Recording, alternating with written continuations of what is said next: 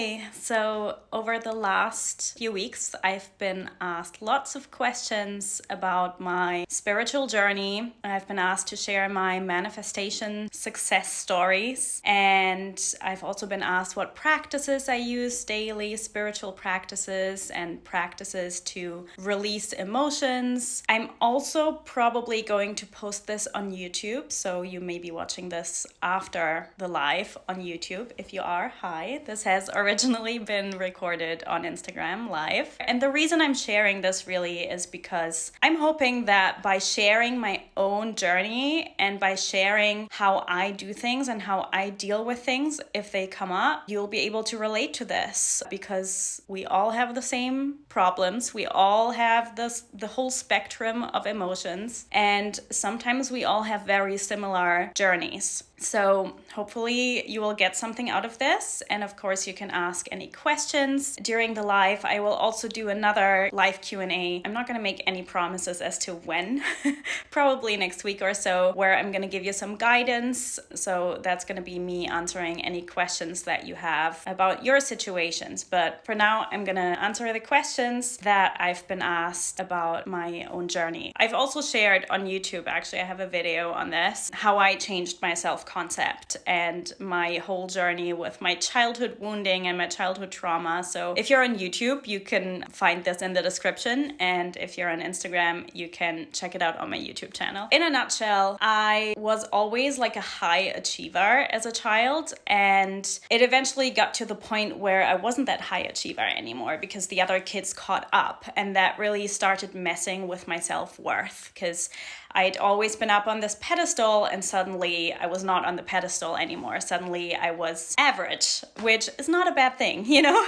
It's not a bad thing at all. But to me, because the contrast was so stark, it really started messing with my self-esteem, and I started embodying all these beliefs that I'm not good enough, that I'm not worthy, that I'm second best. That was a really big one. And I've carried that throughout my life, really, up until a few years ago. With that, especially in my teenage years, came all kinds of stuff from mental illnesses, depression, anxiety, eating disorders. So there's been a lot that happened throughout, whilst I was growing up. And I'm not going to get into too much detail because that's a whole other story. But essentially, until my mid-20s, I would say, I was never happy. I was always depressed. I would always move from place to place. I would never live in a city longer than 6 months, really, because I was chasing happiness, essentially. People would tell me, you're so brave, you're so courageous for moving to new places and all on your own, all by yourself. But really, I was trying to escape from my unhappiness, which obviously didn't work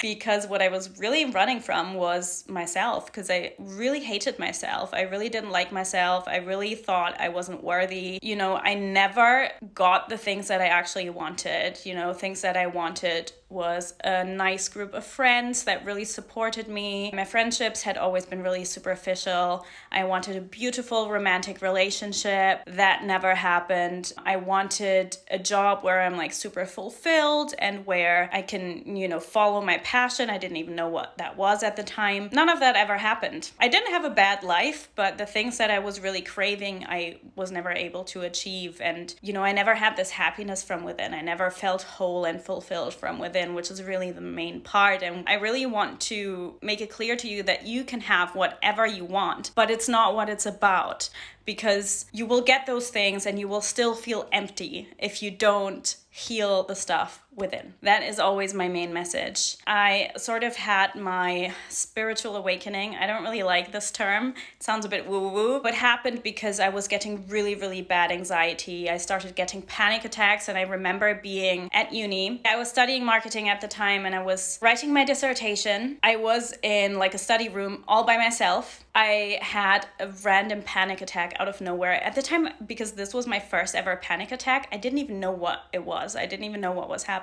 It was terrifying. If you've ever had a panic attack, you'll know that it feels like you're dying. You literally think you're dying. It was over very fast, felt a lot longer than it actually lasted. And then when I got out of that, I started Googling how to prevent a panic attack because I already had a feeling that's probably what it was. And the one tool that I found that was mentioned everywhere was meditation. So I was like, okay, let me start meditating. And that's kind of how it started. And from then on, I got into Buddhism initially. So it was all about no desire. Desire is wrong and you shouldn't crave because it creates attachment. Just be equanimous. Don't react to anything. I wasn't a Buddhist, by the way, but I just liked that philosophy and I started to follow it. And then a few years after, I stumbled upon the so-called law of attraction. And suddenly it was all about desire and, manifestation. And it sounded wonderful. I was like, oh, I can have what I want. Oh my God, let me try that. It worked to some extent. And then, I hit a limit and I didn't like the toxic positivity in that community at all. Something just didn't sit right with me. You may have had a similar journey if you follow like Neville Goddard's teachings or similar teachings, Joe Dispenza, anything like that. Most people who land in that kind of realm initially start out with the law of attraction and find it limiting or watered down, and that's kind of what happened to me. And then suddenly things started to make sense. But initially it was still all about manifestation, and whilst again that's beautiful, it didn't help me heal what felt broken.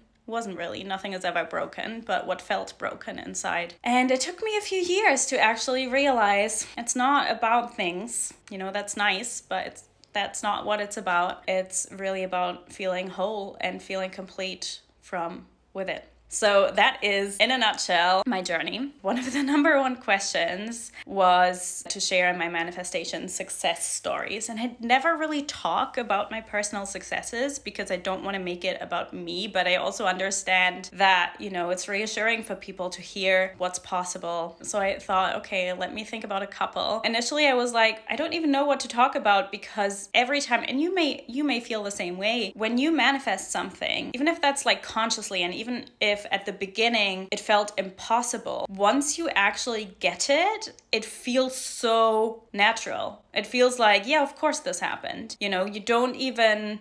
It makes so much sense that it doesn't feel like this big thing anymore. And that's another thing that I really want to make clear for you. It's going to be so natural. Like when you're walking the path, when you start out, it might feel impossible, but when you come out at the other end, it will just feel normal to you. It will just feel like, yeah, of course this happened. So, my favorite manifestation is sitting right here, actually, but that's not such a big story.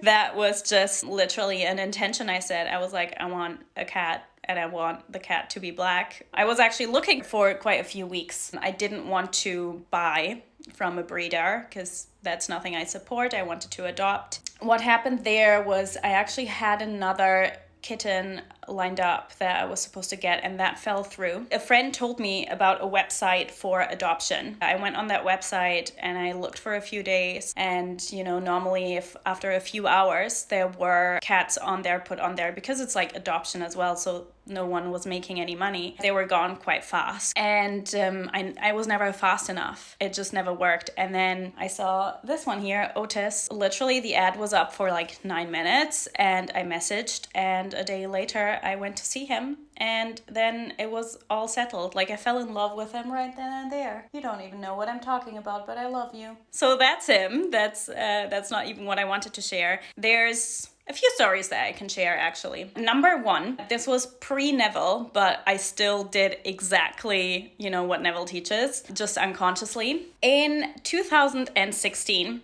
I moved to London. And I moved to London because I actually wanted to stay in Edinburgh, but I couldn't really find a job here. And I got offered a job in London and I moved there. I never wanted to go there in the first place. I stayed there for a year. I worked in a job that, was not my dream job. I was not happy being in London. I was not happy where I lived. I didn't have a lot of money. If you want to live in London, you kind of need money. Anyone who's ever been to London or who's lived in London or tried to live there will know that you kind of need money to have an enjoyable life there. And I had very, very little money, very little money. And I don't even know, thinking back now, how I survived, but I did. And I really didn't like it. And the job I was in had a very long notice period. I think it was 3 months or something. So I knew pretty early on, like in summer, I was like, I don't want to stay here. I actually really want to go back to Edinburgh. I would go back to Edinburgh every month almost because I missed it so much. Edinburgh is where I live now, if you don't know. That's just where my heart was. I knew I wanted to quit, but I was too scared to quit my job because I didn't have, a flat in Edinburgh, and I also didn't have a job lined up, and I didn't want to just quit without having a job lined up. But it got to the point where I got so unhappy. I think it was early November where I made the decision I'm going to quit. And it was scary because I didn't have a job lined up. I started applying. I couldn't find anything. I didn't have a place to live here. And I was really scared actually to have to go back to Germany, which is where my family is from, because I really didn't want to live in Germany, and I really didn't want to live with my parents especially. But I just did it because my heart was like, this is what you want. It just needs to work. And I just had this idea, it's gonna work out somehow. It's gonna work out. You're gonna find a good job there. You're gonna find a place to live. And even if it takes a while, I didn't care. I didn't think about time. I didn't think about how long it could take and how long I'd have to wait. I didn't think about that. I was just like, this is happening. No plan B. This is what I always tell you, right? No plan B. I was like, this is just what I have to do. I've got no other option. This is just what's happening. The week I quit my job, in London, I actually had a trip booked for that weekend to Edinburgh. This was just meant to be a holiday. I remember I quit my job and, I was scared. I didn't have anything lined up. I didn't have a flat or a job in Edinburgh. I didn't have any perspective as to, where I would work, where I would live. Nothing, no idea. The second I quit my job, I posted in one of the Facebook groups in Edinburgh to ask for a breakfast place. And as a joke, I wrote as well in there, if anyone has a job or a place to live in Edinburgh, let me know because I'm moving there. And it was just a joke. And somebody actually commented on there and said, my flatmate told me last night she's moving out. I've not even put up an ad yet. So if you're interested, I can send you more information. And I was like, great, please let me know. Went to view that flat that weekend and it was sorted that weekend. Again, I didn't have a job, but I at least had the flat sorted. And it went so fast just after making the decision and knowing I would not have a plan B. And then when I actually moved to Edinburgh, I still didn't have a job. I was like, I don't even care. I didn't have any savings either. I had this was a big risk. I had a job interview lined up though for the day I landed. And I landed and I had this job interview and I got the job offered on the spot. And I didn't even end up taking that job because I had another interview the next week, which I liked more. So I ended up taking that job. But the point of this story is really to show you, if you go all in, it's still going to be scary. You're still going to have fears. You're still not going to know for sure if that's going to work out. But if you are really committed and you really go all in, there's, in my experience, no way it can't work out. You're not leaving another option open, so it has to work out. So that's story number one. Another story is this place right here where I live now, because I purchased this flat last year. I decided I wanted to buy a flat in February last year, and I kind of knew I couldn't really afford it.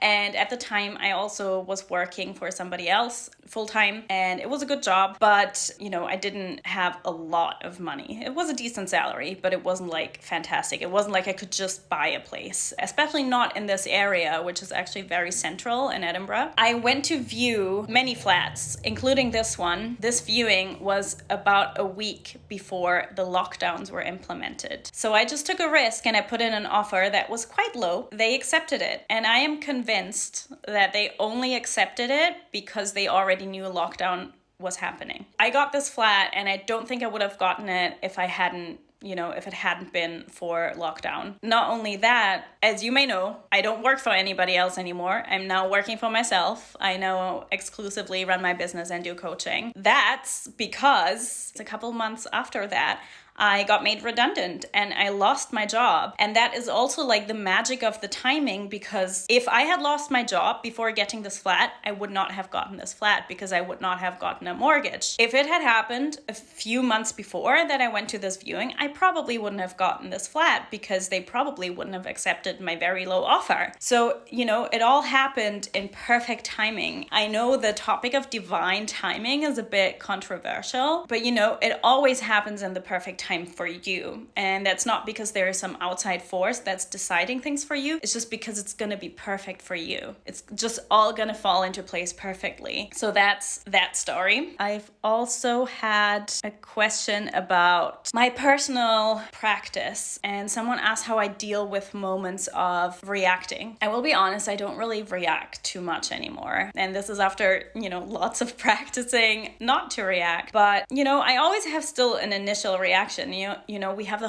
full spectrum of emotions. Like I'm no different from you. I get angry, I get annoyed, I cuss people out, I get sad, I cry a lot. I'm usually able to really sit with the emotion itself and really express and process the emotion and not attach a meaning to it. So my personal practice, lots of the practices I do are more in the moment. So anything that is emotional release is more in the moment than it is a fixed practice. I don't really like being too strict with anything because it can cause too much pressure, and we don't want pressure. This is not meant to be like hard work. Some of the things I will do if I sit with heavy emotions, if it's like anger, it's a lot of movement, shaking, dancing, screaming. I like to use sound. I'm also very conscious of my breath, so I will use deep breathing. I do a lot of breath work, which I do deep journeys about once a week or bi-weekly at least, and I will do daily like short breathing exercises. If I feel an emotion, I will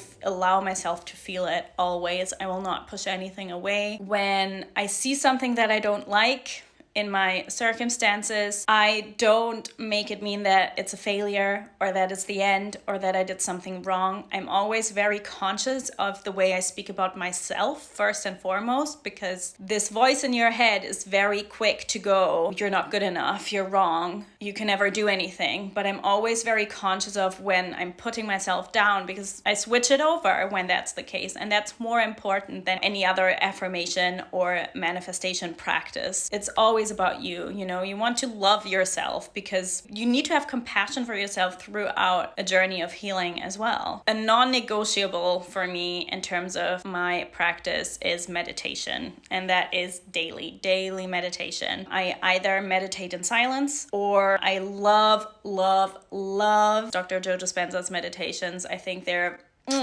brilliant. They're so good. So I do those a lot. Yeah, so those are like the main things that are about my practice. It's mainly just about being really aware, and that is really the practice. I will also use visualization. So I might do that at night. I might do that in the morning when I wake up, just asking myself how I want to show up and who I want to be throughout the day. But it's not like a fixed practice. I do things when they feel good to me in the moment. Like there's never anything that I'm forcing myself to do. And then I had a question how I became a coach, which I guess is a manifestation success story in itself as well. I never intended on becoming a coach. This was never my plan. So, okay, let's backtrack a little. Let's go back to my childhood, because I was an avid story writer in my childhood. I would always write stories, and that was my favorite thing to do. And my mom always thought I would be a writer. I think deep down that's something that I wanted to, but I never did it because over time, with all the conditioning that comes on top, I thought, you can't make any money with that. It's just nothing that you can do. So I dropped the idea and studied something completely different. It wasn't my passion, and I didn't really think about it anymore. Then when I got into my spiritual journey, I started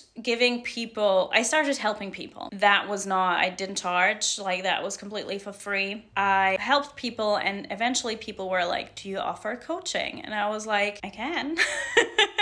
It was nothing that I had considered. In the process of this, I also started writing more. So I actually came back to what I wanted to do as a child. And I feel like a lot of when we talk about our purpose, our dharma, however you want to call that, I do think that's a thing. And I think it always comes back to what did you enjoy as a child? What were you good at as a child? And really bringing it back, because it's that messaging that we get from society and from the outside that tells us that we're not good enough, or that we can't do what we want to do. And then we kind of forget what we actually wanted in the first place. We kind of forget our core desires in the first place. Yeah, so then I started offering coaching, but I did it like on the side before, when I was still working full time for another company in marketing. That's my background. Then 2020 happened and everything happened. And with that, I lost my job. I got made redundant. And, this is also something when we talk about how do I not react? I knew then and there that that was a good thing. Even though I didn't know how things would turn out, I did not know how I would be able to pay my bills. I had no idea. I knew this felt right. I knew this felt, it might be difficult. I didn't deny my experience. I did cry. I did feel angry. I did feel all of those things. I did not know what to do. But deep down, on a deeper level, I knew that this would lead me where I actually wanted to go, because I wasn't really happy in my job. It was a great job, but I wasn't really happy because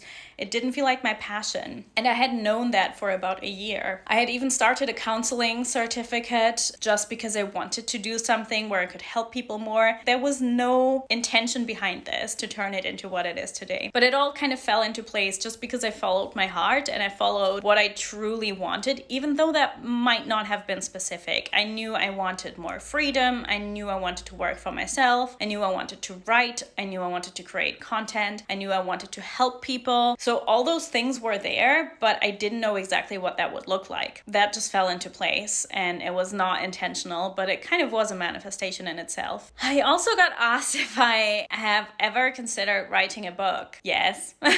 This is like my big bucket list item, I think. I'm definitely going to write a book. It's just that the exact thing needs to come to me, what it's going to be about. I feel like it's not quite the time yet, but it's definitely going to happen. I'm also thinking about creating a course. I also have an idea what that course will be, so I might start working on that soon, so stay tuned. That might be something for anyone who's more interested in working on something in a group rather than one-on-one, but yeah. How to have patience while we manifest our goals. I think patience is a difficult one for me too. I feel like that's a big lesson for me because I'm a very impatient person actually. Like people always tell me I'm not, but I think that's because I really had to learn to be patient. I'll bring it back to what I said earlier about when I manifested moving back to Edinburgh and when I manifested a place to live and a job, and I had no indication that this would happen. And the thing is, I wasn't waiting. I was taking action, and that action in that case was just quitting my job, really. But I wasn't in a state of waiting. That's what I want to make clear. Like I was in a state of, I just knew this would happen. I just knew this was my only plan. And I didn't consider a time. I didn't think about it needs to happen now, or, it needs to happen in this time span. I just trusted that it would unfold because I had to. And sometimes that's what it needs to get to. Sometimes you need to hit a wall of where you don't have another choice. I think that happens, I see this in my clients a lot as well. And it's happened to me with different scenarios as well, where I was finding excuses to go all in for such a long time. And I was only able to drop my plan B when I really couldn't do it anymore. When it was just like, this is just not an option anymore. And I hit rock bottom before I could go all in. Because it can be very scary to just go all in and to fully trust because it makes you vulnerable. Yeah, it's not about having patience because you shouldn't be waiting. You should just be living from that state. Do you always want to chase circumstances? Do you always want to chase manifestations? No,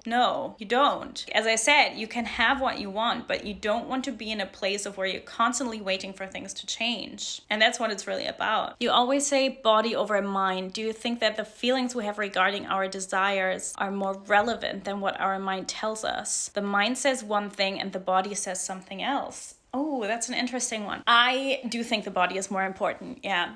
because we might have specific desires, but behind that is actually a core desire. So let's say if I want my own business, and I want abundance and I want a lot of money. If that's my desire, maybe the desire behind that, the core desire behind that is actually freedom and being able to do whatever I want, whenever I want. Maybe that's the core desire behind that. That doesn't mean you shouldn't want it in that specific way. You can have it in a specific way, but the core desire is freedom. Sometimes our brains, our minds overanalyze why we want this certain thing. And then there's also the thing about lots of our desires, I think, actually stem from our childhood wounding. If we weren't loved as a child, we probably crave love more as an adult. And I think people always see this as a bad thing. People always see this as trauma bonding and you're just trying to fill a hole. But I just think that that's your gateway. That gives rise to what's meant for you in the first place. I think you should always follow your heart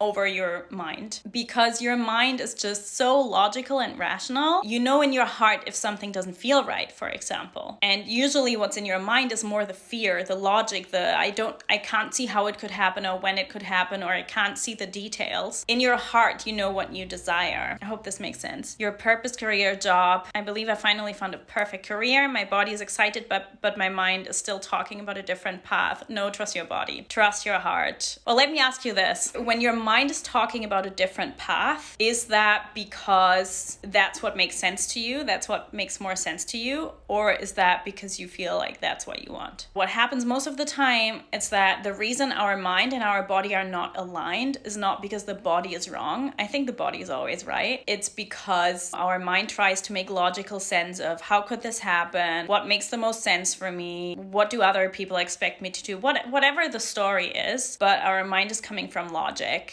and trying to be rational and trying to find sense in things rather than going for what you actually want. Always question your thoughts as well. Why is my mind telling me about a different path? Why? And try and trace it back to some time in the past. Try and trace it back to this is what people told me, or this is how it's always been. Like if it's any of that stuff, like this is what I've seen, this is what I've heard, or this is how it's always been, and this is what I've experienced in the past, then it's your ego talking. Then it's fear talking. I feel that's what I want, but I was pursuing this mind path for so long, but couldn't see myself being really fulfilled. I would meditate on it, honestly. I would meditate on it, really ask your heart, like, what do I want and how do I want to feel? And what might also help is journaling about what you want in your purpose, in your career, rather than thinking about the specifics, like what exact job, what exact career. Think about what are the things that I want.